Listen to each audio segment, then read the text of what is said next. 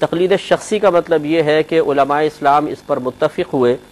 कि ये चारों इमाम अपने अपने मकाम पर हक़ हैं, लेकिन अगर आप तकलीद करना चाहें, मसाइल पर अमल करना चाहें, तो उसके लिए फ़कत किसी एक इमाम का इंतखाब करना होगा। ये नहीं कि आपको एक मसला दरपेश हुआ, आपने इमाम आज़म का मसला ले लिया, फिर दूसरा मसला दरपेश हुआ तो इमाम शाफ़िई के मसले पर अमल कर लिया। वजह इसकी यह है कि जो शरई अहकाम अल्लाह तबारक व तआला की तरफ से बंदों पर मुकर्रर किए गए हैं, इनकी असल इल्लत, इसका सबब हमें आजमाइश में मुब्तला करना है, इम्तिहान में मुब्तला करना है।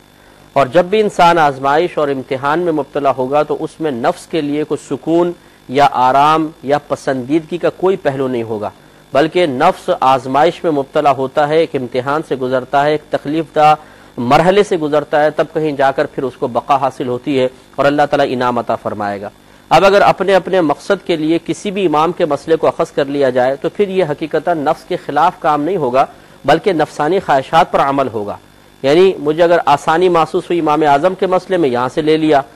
यहाँ दूसरा मसला दरपेश हुआ, इधर सख्ती महसूस हुई, इधर नरमी, यहाँ से ले लिया, फिर दो और कोई मसला दरपेश हुआ, इन दो में सख्ती नजर आई, तीसरे की आसानी है, वहाँ से ले लिया। तो ये तो असल में फिर नफसानी ख्वाहिशात पर अमल होगा। और इस तरीके से जो शरई अहकाम में अल्लाह तबारक व तआला का एक मकसद और मशीयत पोशीदा है, एक हिकमत पोशीदा है कि लोगों को इम्तिहान में मुब्तला करना, फिर इम्तिहान रहेगा कहाँ। इसलिए उलमा इस पर मुत्तफ़िक़ हुए कि किसी एक इमाम की तक़लीद करना ज़रूरी है। इंशाअल्लाह